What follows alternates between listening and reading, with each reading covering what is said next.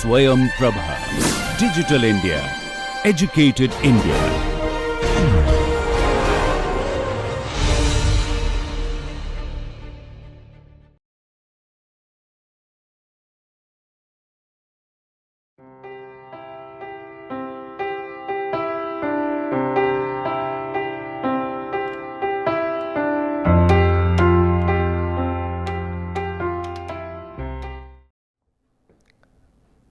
Welcome to today's lecture. We will continue discussing on the magmatic deposits, starting with the deposits of chromium and the nickel, copper and platinum group of metals associated with magmatism of ultramafic affiliation. And in the last class we just started to discuss the Bushveld complex, which is one of the major and an important resource, almost constituting the 80% of the total chromium resources of the world, and also in addition to that the major resource of platinum group of metals and also titanium and vanadium. So, let us get back and discuss the Bushveld geology in a little greater details. What is interesting is that these kind of these are which are named as reefs, which runs for even sometimes even 185 kilometers. So, these two fragments are even correlatable, the eastern limb and the western limb and the northern limb. It would be good to just see kind of a cross section of this Bushveld complex. This is a section which is almost about 9,000 meters, as you could see here, starting from the. So, these are divided into zones, the lower zone, the critical zone, the main zone and the upper zone. The lower zone is devoid of any chromite reefs. They are mainly the most ultramafic part of the differentiated complex, mainly bronzite, Herzbergite and dunite, and the critical zone which follows the lower zone is the one which hosts some of the important chromite bearing horizons, where in the LG, the denoting the lower group, there are about 7 such repetition of these chromite layers, and they range in thickness from some few centimeters to meter, more than a meter or 2 meters or so, and followed by the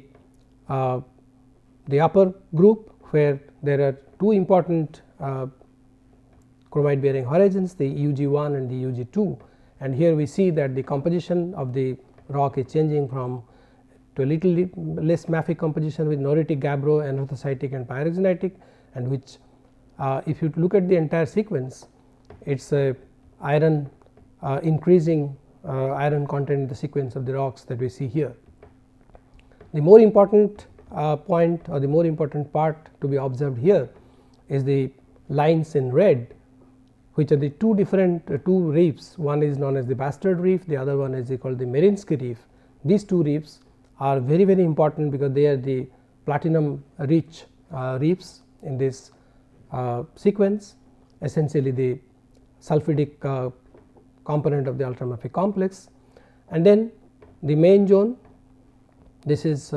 giving rise to noritic gabbro, and this is the upper zone which is mainly anorthositic and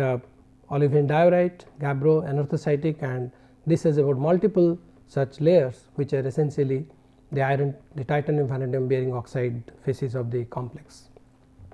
So, as I said that such reefs in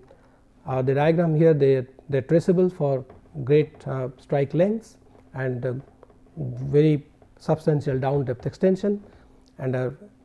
very rich chromite bodies. This is the section of the Great Dyke of Zimbabwe, where you could see that this is running for about more than 300 kilometers. This is the Great Dyke of Zimbabwe. In the Great Dyke of Zimbabwe also, like the Bushveld complex, it is also has many multiple number of such chromite horizons, which are shown here from C1 to even C12. This is the lower group chromites and the upper group chromite, and So, this is how the ultramafic complexes their disposition of the ore bodies and the general geology, which is pretty interesting, and it gives us first hand information that yes, they look to be products of crystallization differentiation of what we know about a parent basaltic magma. But then when we look at them very carefully and minutely, sometimes it becomes difficult to accept such a very simple model of a normal crystallization sequence of differentiation of this complex into different members in the layered complex. Why is it so? We will just possibly look through a little bit here. Okay. So, before we go to the understanding the process in a very simple term, here is another type of the chromite deposits which we showed. They are this present in the Trudeau's ophiolite. They are the alpine type chromite deposits which occur in terrains which are presently, which basically represent the continental collision and the ophiolite sequence, and it is a generalized sketch of such kind of a sequence where it starts with the ultramafic tectonites, the dunite, Herzbergite, and these are the chromite bodies. So, they derive their name as the podiform chromites as against the chromite which occurs in the ultramafic complexes which are known as the stratiform. So, these are the podiform because they are present in dismembered and fragmented lens shaped or what we call as a pod shaped bodies of chromite within the ultramafic sequence. And as we know that such kind of situations very well correspond to, because they are supposed to have formed in conditions very much akin to the mid-oceanic ridge system, where there is mantle upwelling and generation of basaltic crust, presence of sheeted dikes and the ridge axis, which is, and the deeper part we have the asthenosphere melting and giving rise to these ultramafic rocks, from which we also do get the chromite formed, and these possibly these are the ones which we get them as the ophiolites in the collision zones in the ophiolite sequence like the one we see in Cyprus. Okay. Now, if we want to try to understand what the process is or how we can get such chromite rich layers, if we just have to recollect, these are essentially the layers which are chromite rich, and that is why they are called the chromatites. They are not much mixed with the other silicate minerals here. And as you know, in any normal crystallization sequence, we should be getting the mafic minerals, this olivine, pyroxene and so on, which should be crystallizing along with the chromite, but then something special must have happened to give us the chromatites or the chromite rich layers. We all know that the concentration, the normal concentration of chromite in a basalt chromium in a basaltic magma is about 1000 ppm. And then how is it that we get this chromite rich layer, the chromium concentration being much higher in terms of several tens of weight percent. To explain that, we take help of this diagram, phase diagram, where it is a ternary diagram where the components are the apices are silica, olivine and chromite, and we take only the SiO2 olivine side with very little concentration of chromite and look at the phase diagram as to how we could explain the formation of this chromite by taking help of this diagram. Here we see, if we start from a composition like this which is given by point A, then the normal crystallization sequence would make the liquid move from A to B, where it reaches the cotectic. This is the chromite stability field, and it reaches the cotectic B, where after it reaches the cotectic B, it follows a path up to C, and all along this path of B to C, chromite and olivine are supposed to co-precipitate or crystallize together from the melt, which would otherwise give us a olivine rich rock only with some interstitial chromite, and from C it moves to D and gets into the field of the orthopyroxene. And then this if we look at this normal crystallization sequence which is presented in the figure A here, then we will not be able to get the chromatite layers. Let us think of a situation where it could be possible. Once we reach the point B, either just about point reach or just about the crystallization co-precipitation of both chromite and olivine is going on, this melt is contaminated by a more silica rich fraction or a more siliceous melt which contaminates the original melt from which these are crystallizing. So then it will enter into the field of chromite, and from E to F we will only have chromite crystallizing from the melt. So that would possibly give us the explanation as to why we get this chromatite rich layer, and after that again it will follow from F to G and normal crystallization sequence by which it will give rise to the other members of the complex. It can also happen if the melt is mixing with the more differentiated melt, that means the kind of an mixing line, that also will again from B to E, and if we think that there is a composition melt composition something like D is mixing with E, the point E, then it will follow a line which is shown dotted line from E to C, and all along this line up to the point H the chromite will crystallize, and again it will follow the normal crystallization sequence. Now then it is fine. So it will we will from a little bit of a perturbation in terms of mixing with a more silicate more felsic melt, or even the mixing of the melt within the magma chamber by a less fractionated to a more fractionated one, we will be able to explain the formation of the chromite rich layers. But the problem remains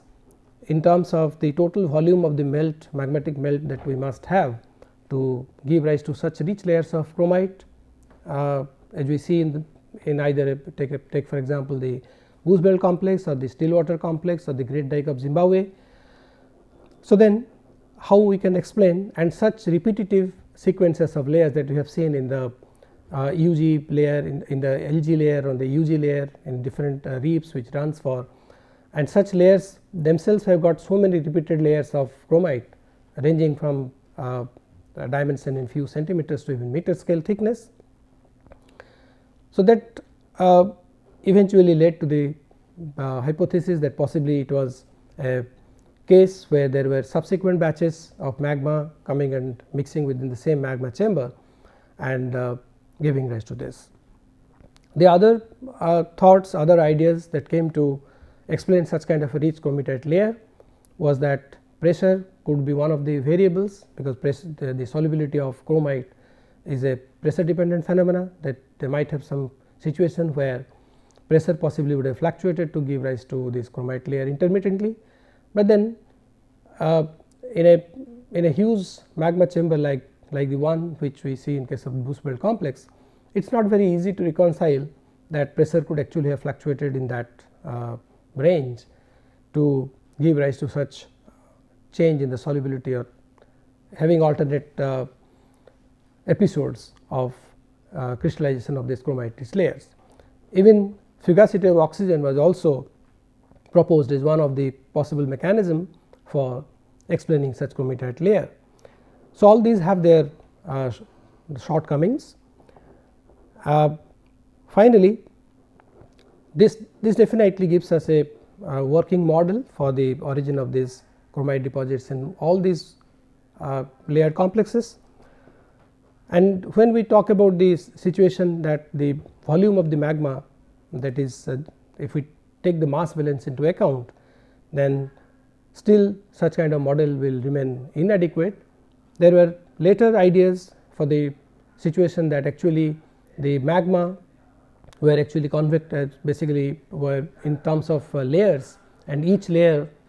was convecting independently, and the model such as a double diffusive kind of layer concept came up, but details of which is not very well understood about how it works, but only in the context, what is more important here is that if we look at the situation here, it is actually the chromatite layers are not very uniformly distributed in any particular column, any particular height within these different members of the magmatic body, but rather they are more like as if they are somehow being controlled by some kind of contact zone. That gave rise to the idea that possibly it is some kind of different layers of the magma chamber are actually convecting, and there is transfer of the material between the two layers, and that is how the chromite rich layers or even when we will be going to see the other phases also, the similar kind of explanations could be given to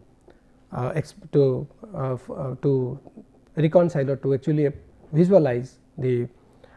formation of such kind of chromite rich layers. So, this kind of situation would give rise to assimilation or mixing with silicate melt, fugacity oxygen, increase in pressure, which we have discussed. Okay. So, the dominant two types, the stratiform type actually which constitutes the bulk of the chromite resource of the world, as against the podiform type which are constituting less or insignificant in terms of the resource of chromium. The age is for the stratiform is dominantly Precambrian between 3.5 to 1.8 gigayon, and the podiform are mostly Mesozoic to Tertiary, because they are supposedly the sea floor, the abducted oceanic lithosphere, where we get these chromite bodies within the ultramafics, which were essentially generated during the or at the mid oceanic ridges. Tectonic settings, more or less there is always a problem whenever we bring in contamination of silicic magma or more differentiated magma, or mixing in any kind of a stratified magma or density stratification and so on, then we find that the rifting kind of a setting becomes inadequate, and it always eventually leads us to situation where there could possibly be some kind of subduction component somewhere, which the details of which will be beyond the scope of this lecture to discuss. So, these give us a gross comparison between the two, and the host rock in this case is the lower ultramafic zone, in this case it is also ultramafic cumulate. There are some subtle compositional characteristics or compositional differences between the two types. The stratiform type are a little low in their chromium is to iron ratio, and the ones the associated with the podiform variety in the mantle tectonite are essentially having a very high chromium to iron ratio, and they are depleted in platinum and palladium, whereas the Bushveld complex is pretty much enriched with this platinum group of metals, which will be the topic of discussion in the next slide here. Okay. So, from the oxide phases now we switch over, we move on to the sulphide phases. This usage of the term as phases is absolutely mine, because it can be used that way. The sulphide component of the ultramafic complexes, or the in general the occurrence or the mineralization of the nickel, copper and the platinum group of metals in rocks of mafic ultramafic composition, they could also be divided into two broad types. The one type is the peridotite dunite class, where they are mostly associated with komatiitic rocks, and they are generally the members of the Archean greenstone belts present in the Kambalda in Western Australia, and the Precambrian mobile belts like in the Thompson Canada in Manitoba in Canada, and here the nickel is to copper ratio is high. And the other class is known as the gabbroid class, they are associated with tholeiitic association dominantly, and the gabbroid class can be further subdivided into three: the intrusive ultramafic complexes in Precambrian greenstones or in mobile belts, like the example is the Jinshuan deposit in China, and the Phanerozoic fold belt, the example is coming from Norilsk in Siberia and Russia, and the layered complexes which we already have seen quite in good amount of details about what they are, and the most the unique among them is the Sudbury complex in Canada, which has a lower nickel by copper ratio between 1 and 3, and we will give a brief overview on the characteristics of such deposits, which are the richest resources of nickel and the platinum group of metals. So, this is an example from coming from the Thompson mine, where it is associated with the greenstones, and here the as we know that they are the older greenstone terrains, that they are structurally quite they have been modified, they are metamorphosed, altered, serpentinized, the mafic rock, the komatiitic rock, and there has been remobilization during the long and the complex tectonic history, and the nickel mineralization is mostly confined to the serpentinites, and localized in biotite schists and gneisses within the contact with peridotite, and the ultramafic unit which is shown here is small. So, most of it would look like as if they are, and the sulphide nickel sulphide body which is shown as black is this ore zone, which almost looks very clearly that it is a deformed sequence, and still its affiliation is quite clear with the greenstone, some iron formation and some amount of skarn also being there. And this is the Kambalda occurrence in Western Australia, where the ores could be seen as at the contact of the massive, and the massive ore is in the contact between the different rock units here. There are disseminated ore and massive ore, hanging wall ore, and here we could see that they are in the ultramafic complex, the disseminated nickel iron sulphide, the olivine peridotite. So, this is also another member, another example of the greenstone associated nickel sulphide deposit, mafic ultramafic class, and this is the Norilsk deposit from Siberia, Russia, where you could see the association of this sulphide deposit with the flat basalt, the picritic and taxitic gabbro with disseminated sulphide. The sulphide form in the form of dissemination with a minor member of gabbro, and is overlain by younger sediments, and this carbonate and evaporites and the clastic sedimentary rocks and basalts. So, they are primarily there with the continental flat basalt, intrusion of the Siberian trap basalt in the sediments, giving rise to some hornfelsy contact. This is the Sudbury complex, which is basically known as the Sudbury igneous complex, or the SIC. Here it is interesting because of this very shape and the amount of interest that the deposit has generated is essentially belong to the gabbroid class, and here you could clearly see there is a younger group of rocks which are basically the Onaping and the Chelmsford and Onwayan, this Onwatin groups which are younger, which are overlain, which basically overlie the Sudbury igneous complex, where this is the main mass and this is separated by a contact layer within the country rock. So, it is basically underlain by an Archean basement metasediments and the overlain by the whitewater group. The whitewater group is consisting of these three formations, and interestingly there is a Brexia complex which cuts across the basement, which is on the contact of the Sudbury igneous complex, which is essentially a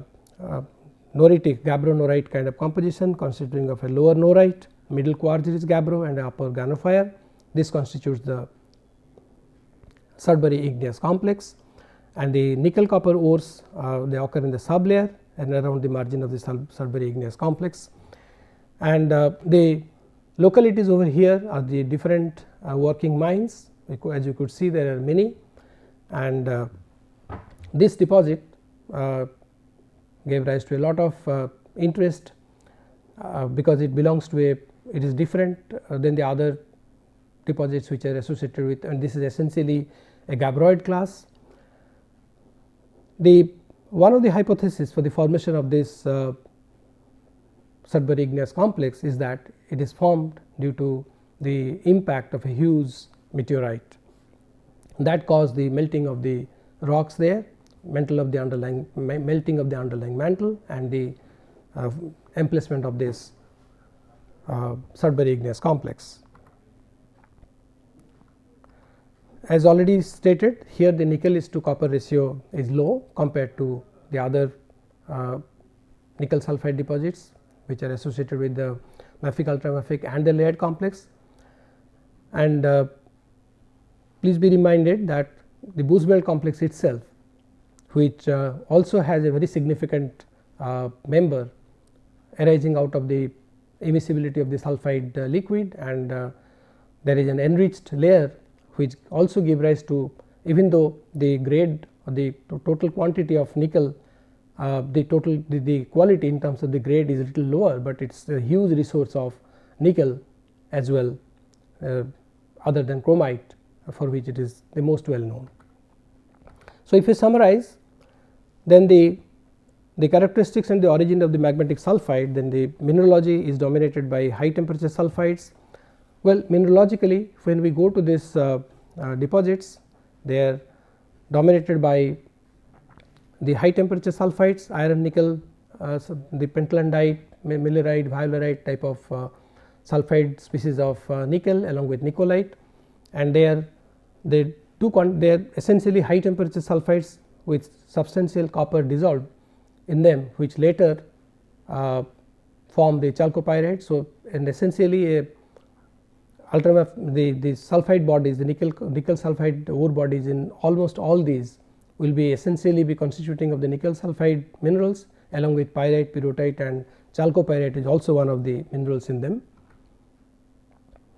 The comatite associated have higher nickel is to copper ratio than the gabbroid class, and also have a higher platinum by platinum plus palladium ratio. And this platinum group of element mineralization in case of Bushveld is strata bound. PG horizons in Bushveld, steel water and grade dike also have 90% of world, the total taken together. The Bushveld complex, steel water complex and grade dike have 90% of the world's PGM resources. Even one of the to go back here, this in the Bushveld geology, the as I showed here, the two reefs which are within the critical zone, the Marinsky reef and the Bastard reef is one. These two reefs are the major platinum bearing, the sulphide facies reefs which has the platinum enrichment in them. In addition to that, the northern part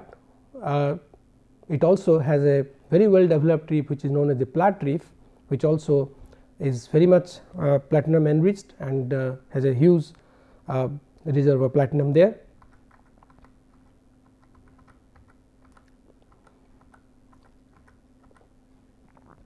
And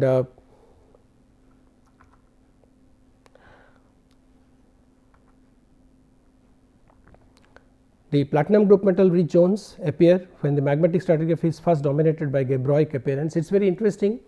that the like what is shown in case of the Bushveld complex, the platinum group of metal, the PGM rich zones only appear when the magmatic stratigraphy is dominated. This or the first appearance of plagioclase, of first it gets changed to a more like a gabbro type of composition, which is explained by the fact that when plagioclase started to crystallize from the basaltic melt, the melt becomes denser, and so that helps in the subsequent batch of melt which will be lighter to move through and enhance or facilitate the magma mixing process, which gives rise to the which makes the sulphide phase exsolve out of the parent melt and eventually to give rise to the to make them enrich with respect to the platinum group of metals. So, this is one of the important aspects as far as the origin of the this ultramafic complex is concerned, it is very interesting to note that the platinum group metal rich PGM rich zones only appear when the stratigraphy changes to from a dominantly mafic to a gabbro composition.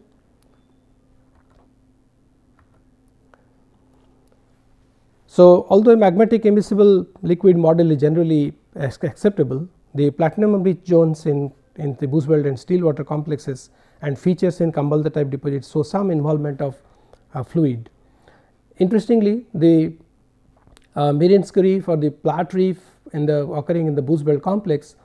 they somehow have a pegmatoidal appearance of them which is very distinct, and there are which led many people to propose a hydrothermal origin for the platinum group of metal mineralization in these complexes, and from based on a lot of study on platinum mobility in hydrothermal fluid, they propose this model. But then the question remains, in a dominantly mafic ultramafic complex, how would you explain or how would you generate this kind of a hydrothermal fluid. So, that essentially has given rise to a mixed kind of tectonic environment, and many of the variations to the model of many local scale variations which have been suggested to explain for the platinum enrichment in many of these sulfidic members. With this we conclude with the mineralization, the magmatic deposits which are dominantly associated with the mafic ultramafic complexes. We will continue discussing with some other magmatic deposits. Thank you.